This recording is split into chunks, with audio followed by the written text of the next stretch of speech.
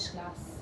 Children, today we are going to begin with the next lesson from your book Vistas, Should Wizard Hit Mommy? This chapter has been written by John Updike. This lesson, children, raises a question that whether it is only the parents who are to decide what is good or bad for the children, or should aspects be seen from the children's point of view as well. Watch this video and understand what and how everything happens in the story. Now, children, coming to the story.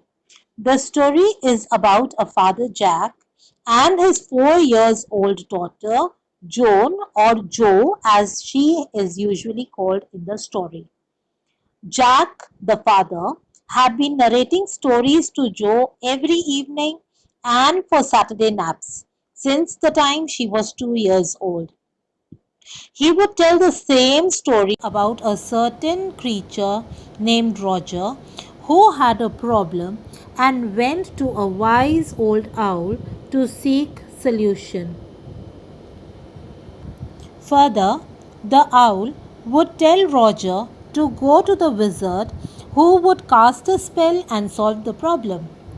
The wizard would then ask Roger for payment and he would always be short of pennies. He would then be directed to a place where the extra pennies could be found. Finally, Roger would happily play games with other creatures and go home happily to his mother. A little later, Daddy would arrive from Boston on a train and the three of them would have supper. So this would be the basic storyline of all the stories that he narrated. With the passage of time, Jack began to find storytelling sessions tiring because they could no longer make Jo fall asleep. One Saturday, Joe's 2 years old brother Bobby was already asleep and Jack began his story for Jo. He asked her to name the character about which he wanted the story to be. And she answered very thoughtfully, Roger Skunk. Jack started his story with once upon a time there was a tiny creature named Roger Skunk who smelled so bad that no other creature wanted to play with him. Jack, remembering his own childhood humiliations, said that all other tiny animals would run away calling him Roger Stinky Skunk. Jo, engrossed in the story, felt sad for Roger and asked if he won't see the wise owl. Jack's thoughts digressed to his 6 months pregnant wife who was painting furniture downstairs and expected him to help. However, he continued the story saying that Roger went to the owl and told his problem. He further told Roger to go to the wizard. Jo interrupted asking if magic spells were real. Lately, she had been asking this about everything. Jack replied that spells were real in stories, and he continued with his narration. Roger reached the wizard's house and told the problem. The wizard found a magic wand from the heap of his magic stuff and he asked Roger what he wanted to smell like. Roger answered that he wanted to smell like roses. The wizard chanted a spell and Roger's skunk began to smell like roses.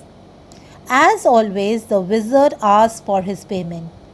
At this point, Jack fumbled and told Jo that the payment of 7 pennies was asked from Roger Fish. He forgot that he was talking of Roger's skunk. And he said that 7 pennies were asked from Roger Fish. Jo immediately corrected him that the story was about Roger's skunk. Jack apologized and continued with the story. Being short of money, as he had been earlier, the wizard directed Roger to a place where the rest of the money could be found. Roger went away happily, played with other creatures that loved this new rosy smell, and finally reached home. At this point, Jo began to take interest. She began to lose interest, rather, because now she knew that the story was going to be over. But Jack had a twist in the ending of the story. He said that when Roger reached home, his mother was rather angry with him and the wizard for having given him that awful smell and interfering with nature. She took him back to the wizard and hit the wizard on his head. The wizard changed the smell right away. Jo, who was a little girl of 4 years only, was utterly shocked at this completely unforeseen part of the story. She wanted the wizard to hit the mother back and not to change the smell. The father and daughter both began to argue. Jack protested that since he was the narrator, he was telling the story, only he had the right to decide the events. So, Roger and mother got back home. Daddy came too. All of them ate supper, and mother patted and hugged her baby skunk to bed, happy that he finally smelled the way he should. Eventually, with the passage of time, the other creatures accepted Roger along with his foul smell. This ending disappointed Jo. She was very angry with the skunk's mother. She asked Jack to change the ending the following day, where the wizard would hit Mommy. Jack wanted his daughter to learn that being natural was not shameful, but the small child of 4 could not accept the maltreatment meted out to the powerful wizard. Even after listening to the story, Jo would not sleep, and Jack threatened to spank her. His wife, who had been waiting downstairs for him, also taunted Jack for the unusually long story that he would narrate. Jack felt caught in an ugly middle position.